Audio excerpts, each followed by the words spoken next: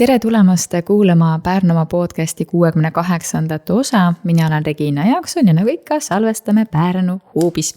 Täna kutsusingi üle ühe meesterahva, kelle suhtes esiti pöördus minu poole tema poeg. Et kuule, et meil on üks ütlemata äge inimene, kuna mina Ain enne ise ei teadnud. Ja ma mõtlesin, et okei, kui juba poeg niimoodi annab soovituse, siis peab ikka uurima, millega tegemist on või kellega tegemist on.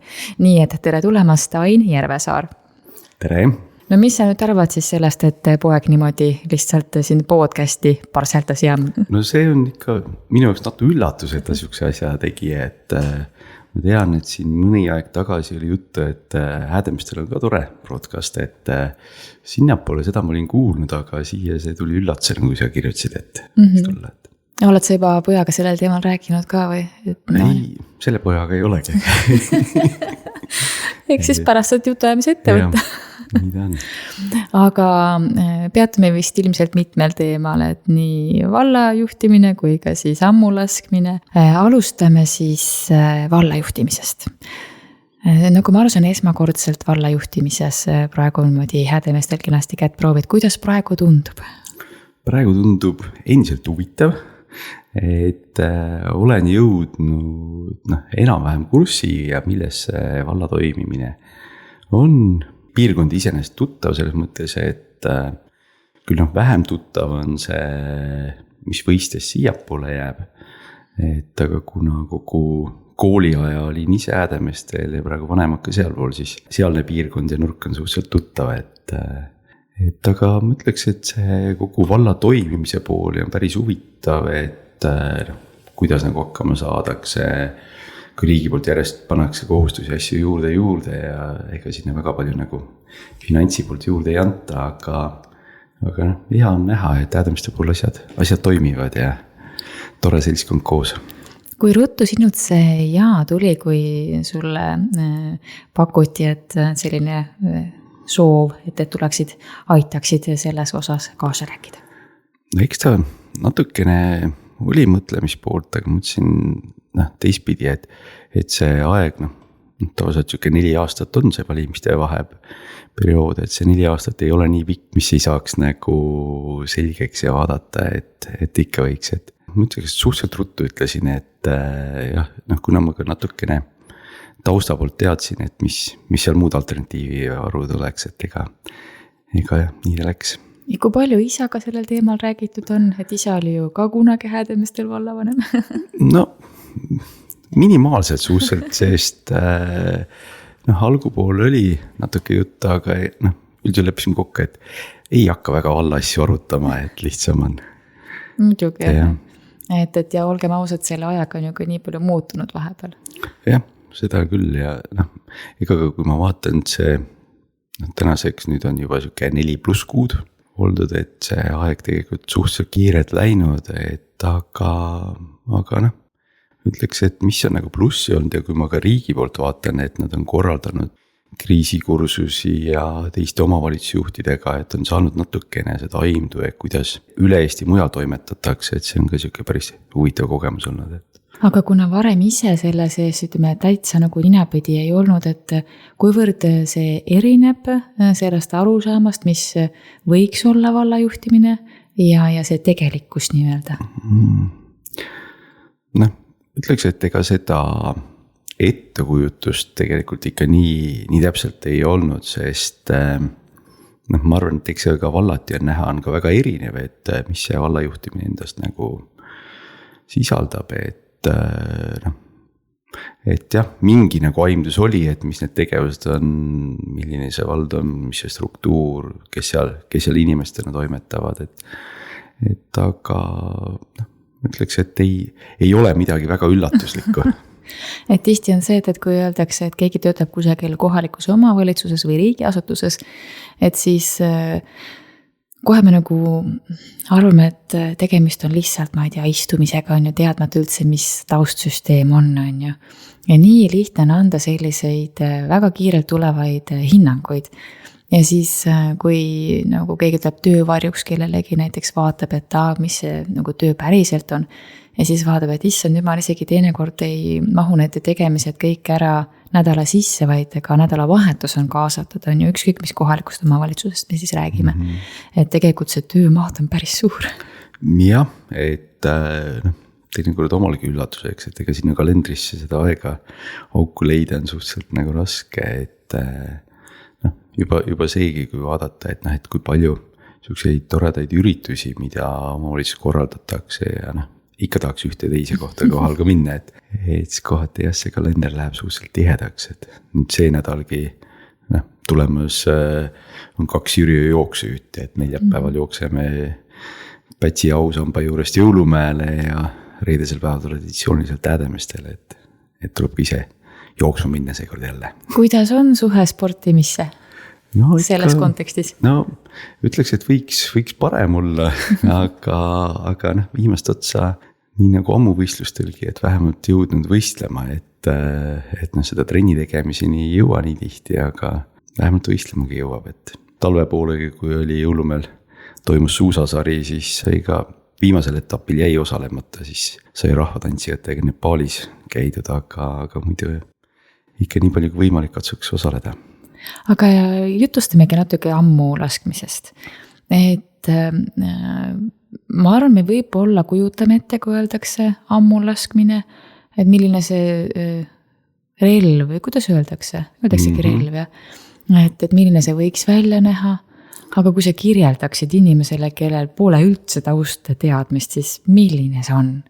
Ma arvan, kõige lihtsam nagu eristamispool, mis inimesed teevad vahet, et kui sa ütled, et Robin Hood, sa tead, et see lasi vipu, ütled Wilhelm Tell, kes võja pea pealt õuna lasi, et see oli amb. Et see on nagu kõige lihtsam see eristamise pool, et kui me nagu väljanägemiselt vaatame, siis ambu nimetatakse ka vibupüssiks, et see oma olemiselt ongi, kui sa paned püssile vibu peale, siis teeb töö ära. Et ja ega ta on ka ju, kui võtta minu teada Eesti kõige vanim spordiauhind näiteks ongi ammulaskmisest. Et hetkel Niguliste kirikusoiul see hõbedane papagoi rubiinis silmadega, et juba keskajal, kui neid papagoi laskmisvõistlusi peeti, siis sellest ajast seal. Et ja ega see ammulaskmine on, kui me veel Tallinnast legendidest, kui vaadata see, kes seda Tallinnat valvab, üleval Raekotsas Vana Toomas, et see on ka vana ammulaski, et kui Tallinna legendidest lugeda, siis ta algul poisiksena lasi selle papagoi alla ja siis hiljem, siis tal muidugi vilistati välja ja ei antud seda auhinda, aga hiljem, kui ta läks sõdima ja oli siuke vägede juht ja siis öeldi, et see mees võib seal üleval Tallinnat valvata küll, et jah, see ammulaskmine selles mõttes on juba jah, vanasti keskajal Eestis toimetati, aga nüüd uuesti hakati, meil järgmine aasta saab 50 aastaseks Eestis ammulaskmine ehk juba aastaid tagasi. Et ja ta oli, ütleme, Eestis üks esimesi alasid, mis liidu ajal pääses rahvusvahelise alaliidu liikmeks tänu sellele, et N-liidus mujal ei harrastatud seda. Et ja liidus hakati seda siis hoopis hiljem, 90. lõpus 91. peeti esimesed liidu meistrivõistlused, et kas hea ammulaskja on ka hea vibulaskja ja vastupidi või seal on ikka niivõrd tehnilised erisused? Üldjuhul on erinevad, küll on mitte paljud, aga mitmed on sellised, kes on nagu nii ühte kui teist lasknud ja pigem ta sarnaneb rohkem püssilaskmisele ja siin osades Euroopa maades eriti nii prantslased, sakslased, horvaadid, nendel kuulub ka ammulaskmine laskurliidu alla. Ja tean, horvaadid räägivad, et neil on laskurklubi, noored, kes tulevad, algul antakse õhupüssid kätte, need, kes paremini lasevad, need pääsevad siis ambu laskma. Et võtavad sealt selle koorekihi ära ja toimetavad, et see Horvaatia on jah siuke koht, viimane koht, kus kohas sõjapidamisel kasutati, et kui Jugoslaavia hakkas lagunema, siis seal kasutati ambu sõjapidamiseks, et seeks praegu ammu liidus ja liia uus president, tema oli siis juhendajaks neile seal. Kuidas sul nii palju kihvti taustteadmist selle kohta on, kas see on sul tõesti nii suur kirg või lihtsalt sul nagu salvestab pea hästi fakte? Eks ta siuke aastate jooksul tuleb ja siis ikka koguneb teda, et selles mõttes on jah neid huvitavaid fakte ja asju, mis ammulaskmise kohta on päris omajagu, et eks meil ma loodan, et järgmine aasta jõuame ka nii kaugele, et üle pika aja jälle väike näitus kokku panna sellest ja siukene natukene koguda neid kilde kokku, et sest järgmine aasta, kui saab 50 aastat ammulaskmist Eestis, et siis on plaan ka suure tõenäosusega Häädemeeste vallas teha maailma meistrivõistlused ammulaskmises. Et siukene plaan on jah, et meil on 2 alaliitu ammulaskmist tekkinud rahvusvahelist, et mõlemad on nagu teinud ettepaneku, et Eestisse igal juhul toimuks, sest me aastal 2018 sai tehtud Rannastaadionil Euroopa meistrivõistlused, et siis kõik jäid väga rahule ja see ongi, ma ütleks, viimane võistlus, kus kohas oli siukene 90 amburit oli rivis kohale pärast seda, kui on võistlused olnud igal pool mujal, siis on oluliselt vähem olnud neid koos. Miks siis Pärnus neid nii palju oli? Mis see fenomen oli? Ma arvan ka see, et paljud tahtsid Eestisse tulla vaatama ja kuna me eestlastena olime käinud kõikide juures võistlemas, siis nad tahtsid tulla siia kogema, et ja ta oli ka niisugusel ilusal ajal, et suvisel ajal ja samal ajal oli ka ansapäevad, et siis nad said nagu selle kogemuspoole ka, et kui tore koht see Pärnu on. Aga sinu tee ammulaskmise juurde, kuidas see algas? Ta algas siukene 90. lõpupoole, kuna ennem seda sai lastud sportpüssi, ennem seda natuke õhupüssi, Einar Lõhmus Häädemeeste poolt juhendas ja kuna see harjumus oli suur, et midagi lasta ja trenni teha. Aga miks siis mitte nagu traditsioonilist jahilaskmist? Ma arvan ka see, et Häädemeestel ei olnud sel ajal jahilaskmispoolt ja oligi mees nimega Rein Varep, kes oli sel ajal külanõukogu esimees ja hiljem esimene vallavanem. Et ta oli juba hakanud nagu laskma ambu. Ta lasi samal ajal ka sportpüssi, et siis sai temalt selle pisiku ja sai toimetama hakatud, et sel ajal oli seda huvi ja aega ka rohkem, et oli päris tore alustada. No kui ma aru saan, siis need trennid olid päris tihedasti ja päris intensiivsed nii-öelda. Jah, seda sai, kui tänases seisus ja rääkides Euroopa poolt, kes nagu ambula saavad, et kui õues vihma sajab veel, siis ei lähe kuskile siis. Mäletan, omal ajal nagu vahet ei olnud, mis see ilm oli, et kas tuli rahet või lund või iga ilmaga sai käidud ja tegelikult see andis ka selle hea põhja alla, et sa oskad nagu selle ilmastikuga rohkem arvestada. Ja ega seal oli ka, üks osa on see ammulaskmine ise, kui laskmine, seal on üks osa, et kogu see tasakaal ja sihtimised, hingamised asjad, aga mingil määral ka vastupidavuspool, sest teinekord siin mõned võistlused on siuke 12 tundi pikad ja võistlus iseenesest tavaliselt kestab siukene pea nädal aega, kui on eelvõistlused ja siis need MM-id, et seal on natukene seda vastupidavuspoolt ka vaja, et siis eks saab ka muud treeningud sinna kõrval tehtud, et omal ajal oli Häädemeestel ja oli Henri Pahavil toimetas 10 võistlust ja siis tema juures trennis ka käidud, et siis oli siuke kaks asja, et meil muidugi tehti ka selle spordiklass, et meil oli 5 tundi kehalist oli nädalas ja 1 või 2 tundi sellest olid teoreetilised veel omakorda, see rääkis, et igasugu muid asju. Mõtlen 12 tundi võistlus. Mis te teete selle aja jooksul? Ma ütleks, et suur osa sellest on passimine. See 12 tundi oli siin aastaid tagasi, kui Austrias Steyris toimusid võistlused ja üks prantsuse poiss keeras sihiku kogemata vale ajal poole ja siis lasi sealt staadionit ühe hoovi peale selle noole. Ja siis tuli politsei välja ja ütles, et ei, nüüd on kõik, et jääb ära ja ei toimeta midagi. Aga siis lõpuks jõudsime selleni, et me keerasime risti staadioni, piki staadioni peale ümber. Et seal jäi turvaala taha ja sai ja lasti see ikkagi ära lasta, aga see mõõdud nagu vähenesid nii palju, et see põhimõtteliselt ühed lased ära, teised lased ära, ootad, siis toovad nooled, et seda passimispoolt nagu siukse päikse käes ja suusalt palju, et sest iseenesest tavaline siuke võistluspool on ikkagi 5-6 tunniga saab ühel poole, sest me laseme 65, 50 ja 35 meetrit on õues need laskmisdistantsid ja iga distantsi pealt laseme 30 lasku. päris palju. no jah, ütleme ühe päevaga lased koos proovilaskudega natuke üle 100 lasu. Noh, jalutad seal maha natukene siuke 3,5-4 kilomeetrit vist. Ja ütleme tõmbad üles ja kuna tõmbetugevus on 43 kilo, siis kuskil 4-5 tonni tõmbad nagu üles seda vinnastamist, et ja siis omakorda see sihtimise pool, et sul on selle 3 noole laskmise jaoks aega 3 minutit, et ja amb ise kaalub siukene circa 10 kilo maksimum, mul ongi selle maksimum peale, et siukse paraja trenni saab.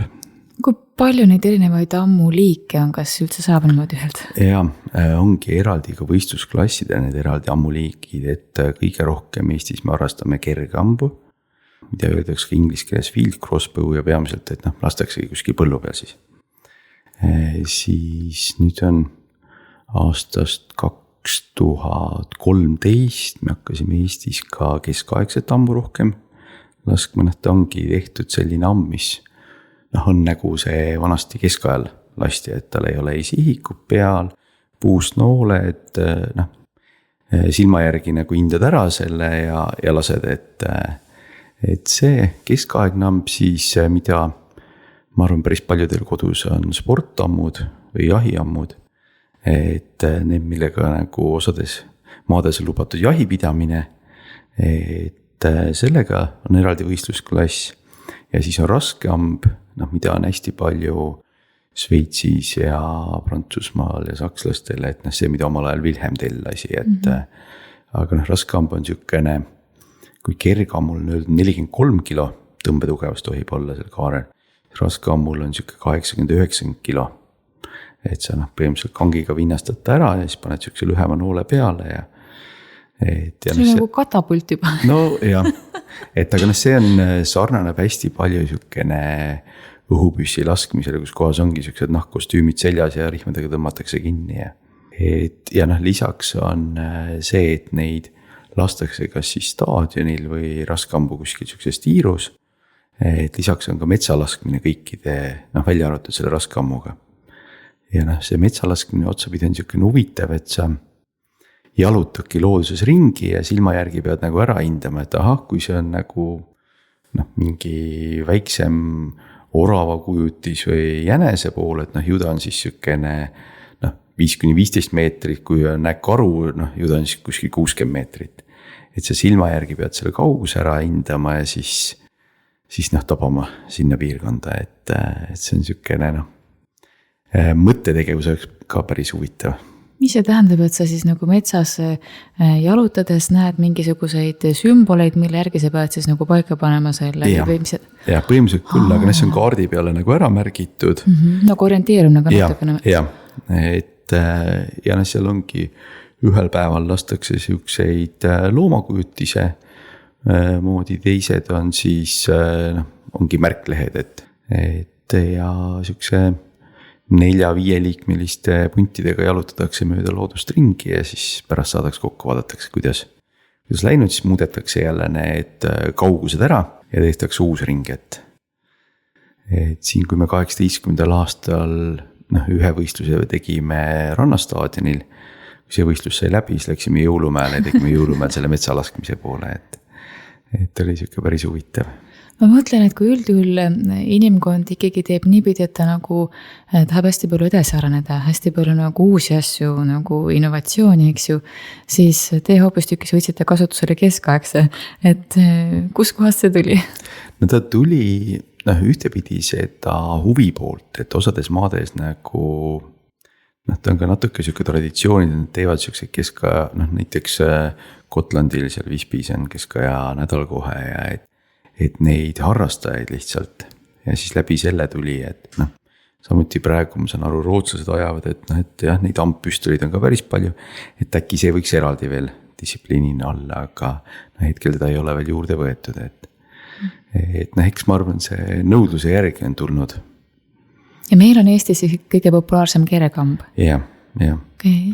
Kergamb ja ma ütleks, et nüüd on ka vahepeal päris palju tulnud neid keskajaamu poolt ja see keskaja pool, natukene ka need samad, kes lasid seda kergambu, ma isegi nüüd meil mõni nädal tagasi tegime Hädemeestel Eesti meistrivõistlused, siis siis hommikul ennem lasin nagu selles keskaegses ammus ära, seda ma muidu ei lase, aga ühel mehel oli kaasa, siis ma lasin selle nagu ära ja siis pärastpool lasin kergambu, et eks need samad inimesed proovivad ühte ja teist ja paljud ka sellepärast, et kuna on nagu teada, mis teistel maadel need rekordid on tehtud, algul natuke tahtmine, et need rekordid üle lüüa, et hetkel ma arvan, et enamus nendest rekordist kuuluvad eestlastele, et samamoodi ka kergammu omad, mis selles World Crossbow Shooting Associationis on. Mingi aeg ma vaatasin, et see oli mingi, mul poistega kokku oli mingi 30-40 rekordid vist meil kuulus. Pidingi küsima, et kui palju neist sinu nimel on? No ikka mõned kümned jah, et aga eks see aastate jooksul, mõned on vahest teised jälle üle lasknud, aga nii ta kulgeb, et. Ma mõtlen, et kui muidu on kergammul ikkagi sihik ja muud sellised nagu tänapäevased võimalused ja siis see keskaegne, et kui suur erinevus selle relva tunnetusel siis on? Ta on tegelikult päris suur ja ma ütleks, et sihtimisel, kuna sul sihikut kui sellist ei ole, aga ega sa saad ju ikka noole otsa ja mingid punktid asjad saad vaadata, et see ei ole nagu nii väga, väga keeruline isegi. Aga ütleks, et see kõige suurem erinevus on selles päästmises ja päästikus, kui kergammul on see viidud suhteliselt kergeks, nagu püssidel on need, mulle endal on Sneller päästik, ehk ta on ühest vinnastab ära ja teisest nagu näpu pihta paned, siis ta juba läheb. Et see keskaegsetel lambudel on see päästmine, sul on juba ta teistmoodi ja ta on palju nagu tugevam, et see on see harjumatu osa algul hästi. Ma mõtlen, kui väga suur osa rekorditest on eestlaste käes ja ka heas mõttes teie klanni käes on ju, et kas siis selle võrra nagu tundub, et see ammulaskmine on ka ju Eestis nagu populaarsem kui mujal maailmas? Kui me võtame rahvaarvu kohta, siis kindlalt, et aga seda populaarsust mõnes mõttes võikski rohkem olla, aga kohati meil ei ole ka neid inimesi, kes nagu oleks mahti ja rohkem seda toimetada, et ega mul ka teine alternatiiv oli, kui mitte nagu Adamstel minna sinna vallavanema ameti pidama, et eks siis ma oleks rohkem saanud hakata seda ammulaskmist toimetama, et see oli teine mõttepool, et sest mingi aeg siin sai spordiinimestega kokku saadud ja siis Kultuuriministeeriumi poolt ja rääkisid seal, et kui palju tänapäeval on seda kulturismi ja fitnessi ja harrastajaid ja eks ta ühtepidi ole kõik jõusaalides käivad, kõik on nagu seal kirjas. Minust oligi vist võimlejaid vist on äkki kõige rohkem, mis on kulturismi, siis on jalgpalli ja siis tulevad teised alad, et ammulaskmine on praegu suhteliselt tagaotsas, sest meid on siukene, kes nagu aeg-ajalt käivad, harrastavad, et siukene alla 50, et võistlustel kui siuke 20 kanti koos on, siis on hästi, et kuigi potentsiaali järgi, kui mingi aeg vaadati, et palju võiks nagu hamburid olla või hamburite liidus liikmeid, siis ma vaatan, et siukene üle 100 000 oleks potentsiaal isegi, sest meil on ju pea 1,5 miljonit elanikku, 12 tähtkuju, nendest 1/12 ongi hamburid, et päris paljud kes nagu on tähtkuju järgi hamburid tahavad ka nagu tulla, et kas sa ise oled ka hambur? Ei ole, see olen jäär. Et vaat see on väga huvitav lähenemine, miks mitte maha müüa seda niimoodi on ju? Jah, sest nüüd ei ole enam ammu aeg olnud, aga vahepeal oli päris tihti, et helistavad küsida, ma olen ka hambur, et kas saan tulla liikmeks, et mõtetel on olnud, et korraldadagi nagu võtta liikmeks, tehagi mõned üritused aasta jooksul, saavadki ära proovida, tulla võistlustele kaasa elama, kuskil välja lähme võistlema, tulla fännidena, et ma arvan, seal nagu huvilisi oleks. Võib-olla ongi see, et neid valikuid on nii palju lihtsalt ja siis järsku kusagilt kellegi seast silma paista. See on ikka, ütleme siis, meeletu järjepidev turundustöö. Ja see on nii nagu iga asjaga, et asjaga peab tegelema ja rohkem, sest ma küll ammulaskmispoolega olen nagu tegelenud ja ka nüüd siin Adamste poolses 97. alates, et Tõnis Joarand, kes on meil presidendiks ja noh, samuti 97. aastast ma olen nagu peasekretärin, et noh, nii palju kui nagu aeg on olnud seda olümpiakomitee ja nende asjade vahel nagu toimetanud, aga jah, tavaliselt jääbki see asi mingil määral ikkagi aja taha, et seda veelgi saada järgmist sammu. Mis on head eeldused inimesel, et saada ammulaskjaks? Noh, ma ütleks, et tahtmine on nagu see kõige suurem eeldus, et peab huvi olema. Et kõik muu on tegelikult õpitav, et noh, alates sellest, et sa saad nagu tasakaalu paremini paika, noh, sa pead olema mingil määral siuke püsiv, et sa ei saa nagu väga rapsida. Et aga noh, ajalises vaates, et noh, et see mõni minut nagu paigal püsida ei ole nagu hull pikk aeg, et siis saad jälle ju liikuda, et noh, kõige suurem ongi, et tahtmine, sest noh, tean mitmeid, kes on, noh, oleme kuskil üritusel käinud, lasknud rahval lambu lasta ja siis nagu seal laseb ja noh, ära ei lähegi ja siis lõpuks tuleb teed, kes meil Kaisma poolt on, et jahimeeste kokkutulekul oli põhimõtteliselt nii kaua, kui päike oli juba loojas, ikka lasi ja oli järgmistel võistlustel kohal ja siis sai amb leitud ja selles mõttes, et neid fanatte õnneks on, et. Kas sihtimist on ka võimalik õppida? See ei tundu kuidagi nagu nii lihtne olevat. Ikka on ja noh, ega seal sihtimise juures on lisaks sellele, et ka see hingamine nagu paika saada ja noh, ta haakub ka tasakaalu poolega ja noh, tasakaalu samamoodi saab harjutada, et noh, sa saadki kuskil tasakaalu aluse peal nagu tasakaalu paika ja kui see juba sobib, siis võtad ammu kätte koos sellega ja et noh, neid asju on, mida saab nagu harjutada ja õppida, et. Kas on mõne puhul ka täitsa kohe niimoodi, et tuleb esimest korda laskma ja kohe oskab? Jah, ka neid on olnud, kes tegelikult noh, ei ole ennem üldse nagu proovinudki ja noh, sa näed ära, et tegelikult noh, on seda ja noh, siis teinekord tekibki noh, natukene see kahjutunne, et noh, et ei ole nagu siukseid piirkonduskohti, kus kohas olekski, et näed, võta siin on noh, tule punti juurde, et noh, sest mõnel võib ollagi see tahtmispool algul olemas, aga noh, kui tal nagu mingis sammus seda tahtmist üle ei ole, siis ta ei hakka nagu kohal ikka tulema, et aga kui ta saabki tulla ja harjutada proovida, et noh, võib-olla tuleks seda rivi veelgi pikemaks. Oota, kui palju meil Pärnumaal neid kohti siis üldse on või liikmeid näiteks? Pärnumaal on Häädemeestel ja Kergus. Kahes kohas? Kahes kohas, jah. Et ja noh, Pärnus ka mingil määral, noh Pärnus ma ise poistega teen, noh ta jääb Niidu tänava otsa, kus tehti sinna lasketiir, jahilasketiir. Et seal kraavi kõrval on matid üleval, et on väga, väga hea koht, kus kohas saab trenni teha, et noh, ega mujal ei olegi. Kui noorest peast juba saab selle trenniga pihta hakata?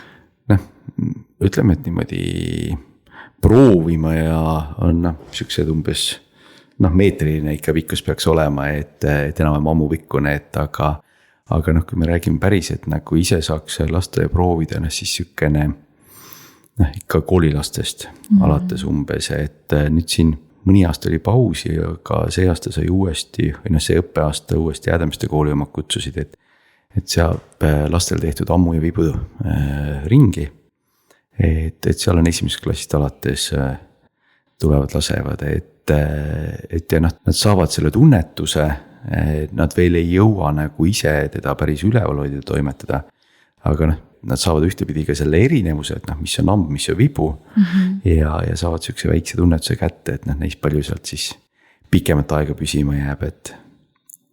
Aga eks peabki ju pisikesest peale juba seda väikest pisikut nagu süstima, on ju.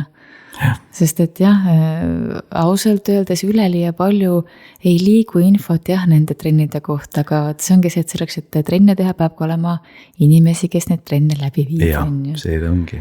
Kuidas meil nendega lood on?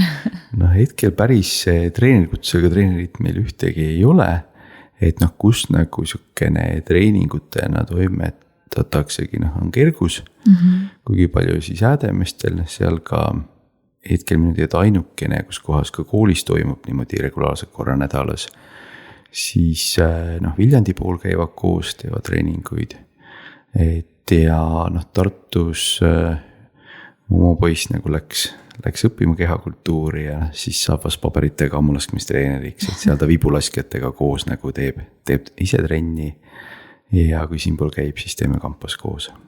Ja sul lapsed siis on kõik ammulaskjad koos sinuga või? Jah, see mõttes, et 2 vanemad poissi, Robin ja Rasmus algul lasid, nüüd küll viimased Eesti meistrivõistlused, mis Häädemeestel tegime, siis oli Robin lasi meesteklassis ja siis Richard ja Robert lasid noorteklassis, et ja ma ise sain juba lasta seenioride klassis, et kas poisid hakkavad juba sinu rekordit üle ka tegema? Jah, kohati on juba väga lähedal. Et eks see ka nagu motiveerib mingil määral järjest ise ka kätte võtma ja trenni tegema, et. Aga kui kirjeldada sellist nagu intensiivset treeningperioodi, mis kunagi nagu on olnud, eks ju, et siis milline see päev oli siis? Ma ütleks, kõige tihedam oli sellal, kui Pärnusse kaitseväes käidud, et siis oligi hommikul sai tehtud väike jooksuring, siis mindud Tammistesse laskma, lõunaaegast jälle täis söödud ja pärast seda uuesti mindud Tammistesse laskma, et ja nii peaaegu iga päev ja nädalavahetusel siis üldjuhul oli mingit võistlus kuskil toimus, et jah, see oli aeg, kus oli nagu suhteliselt palju aega trenni teha ja sellest kasu.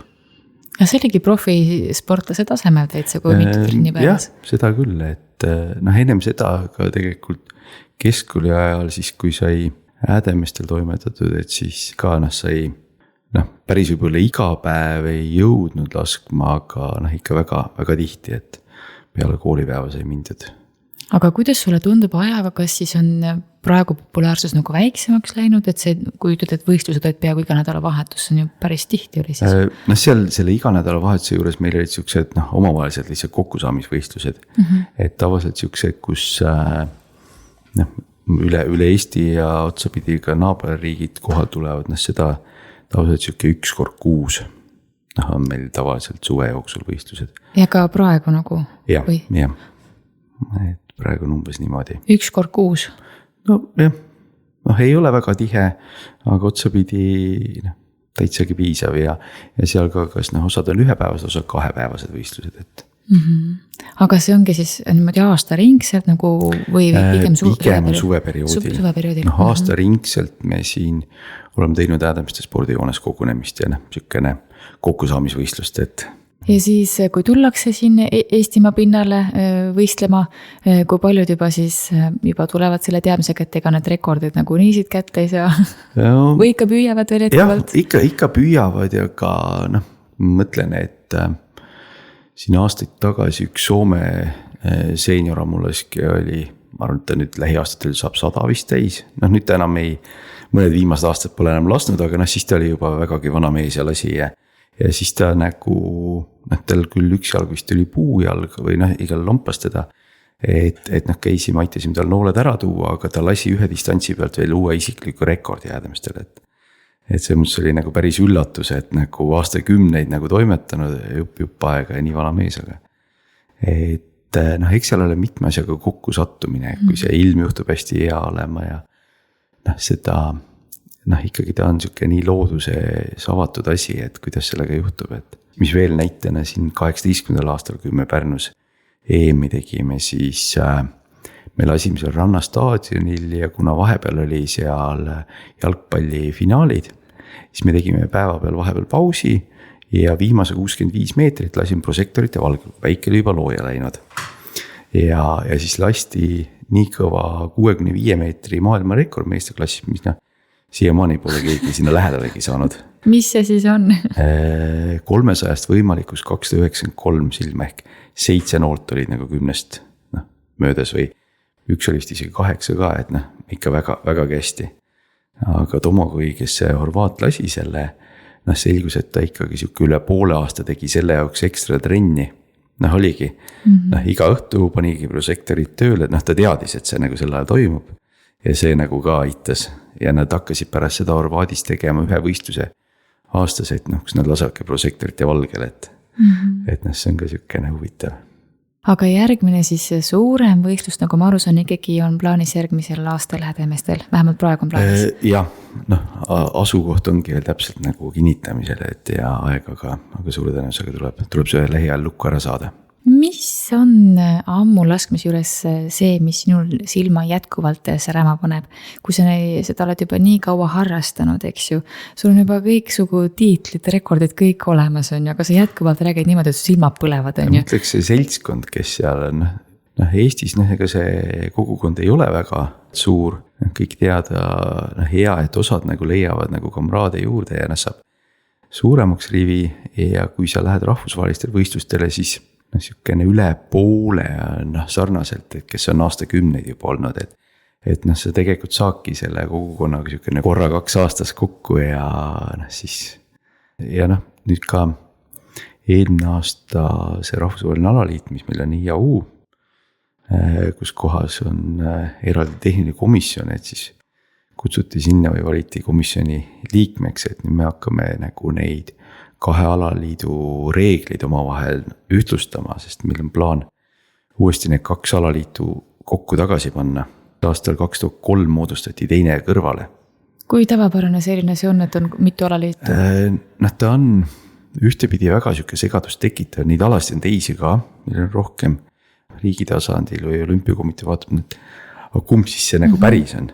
Kuigi nad on natukene erinevad, see sama, et selles vanemas ennem olevas IAU-s, mis on juba, ma sain aru, Šveitsist alguses saanud seal rohkem kui 100 aastat tagasi, et seal ongi see kergamb ja raskeamb ja teisest tuli siis see jahiamb ja keskaegne juurde ja metsalaskmine, et see omal ajal ta läks 2002-2003 läks nagu sellest IAU-st ära Ameerika, inglased, austraalased, Uus-Meremaa, Jaapan, et osad maad läksid minema ja siis oligi 2003 see IAU, mis see vanem, see ei korraldanud ka miski põhjusel maailmameistrivõistlusi ja siis inglased 2003 tegid esimese selle MM-i, et siis me käisime ka seal, kuna teist võistlust ei olnud, siis käisime ka seal kohal ja meil oli 10 aastat pausi, siis 2013 alates hakkasime uuesti nende juures käima. Et siis me olemegi mõlemas käinud, aga otsapidi tänases vastasseis mingil määral tundub, et on ära kadunud ja väike lootus, et saab need 2 asja üheks kokku panna, et saab seda seltskonda suuremaks ühel võistlusele ja on nagu see ülesehitus ka palju lihtsam. Ja selgem teistele ka. Jah, et ongi üks ammulaskmine, kus on erinevad nagu asjad. No igatahes perspektiiv on paigas ja ilmselt tuleviku lootused näitavad, et saab selle asja selgemaks ühelt maalt. Aga rahvatants, kuidas sa veel selleks aega leiad? Rahvatantsu küll viimastelt proovidelt olen vahest puudunud, aga nii palju kui mingid esinemised või asjad, siis sinna olen katsunud jõuda, et ja nüüd ka, eks ka see nädal tuleb jõuda täna õhtule, et Pärnumaa tantsupidu nüüd tulemas juba järgmine kuu, et siis selleks ajaks on vaja tantsud selgeks saada, et eks ikka tuleb jõuda, et ja nüüd õnneks kutsuti ka, juba eelmine aasta oli korra juttu, et Nepaalis on festival, et sinna festivali rahvatantsuga ja siis saigi nüüd mingi vähem kui 6 ajakest tagasi seal Nepaalis ära käidud, et vaadatud ka teisi rahvatantsijaid üle maailma, et. Kuidas see teekond sul algas, sina ja rahvatants? Otsapidi rahvatants, ütleks, et esimene tantsupidu oli 51 aastat tagasi mul. Et kui see käidud, eelmine aasta jah, sai 50 aastat sellest esimest tantsupidust mööda, siis mind küll platsil ei lastud, et ema isa tantsisid ja ma olevat autos karjunud, et risti ema hoidis, et aga reaalselt päris tantsupidu, kus ma esimest korda kohal käisin, oli 93, et kui keskkooli sai lõpetatud, siis oli lõpupidu ja siis läks nädal aega tantsupidu Tallinnas edasi, et Adamiste Linda Loorets oli, kes kutsus sinna poole ja eks pärast keskkooli poolt, kui Pärnus ei tuldud, siis Pärnus oli ka Elfriide Nikolai toimetas seal Kägara poolt ja viimaseid aastad on Seljametsas on Kuu tantsurühm, kellega koos. Et ta on selles mõttes siukene hea korra 2 nädalas kokkusaamise pool ja liigutamine, et kui muidu trenni tegema ei jõua, siis seal on nagu põhjust ja see ei ole ainult liigutamine, see on tõsine trenn. Jah, saab ikka sooja sisse. Aga järgmine siis esinemine ongi plaanitud, nagu ma aru saan, tantsupeol, Pärnumaa tantsupeol. Jah, laupäeval on Kajaka juubel, et seal teine poiss osaleb, et otsa pidi ka, ütleks, et rahvatantsu poolega oma abikaasagi rahvatantsust leidsin, et aga koos tantsisime ja poisid on ka järjest. See Richard, kes mind siia saates sokutas, et tema alguses, et ei tema kunagi ei hakka rahvast tantsima, et nüüd kui Tartu ära läks, siis läks natuke aega ja siis nüüd tantsib ka rahvatantsu, et lisaks tänavatantsu ka, aga et eks nad ole kõik nakatunud ja toimetavad seda mingil määral. No ikka, ega öeldakse, et lapsed ju mitte ei õpi meie sõnade või tegude järgi, on ju, et nii see on.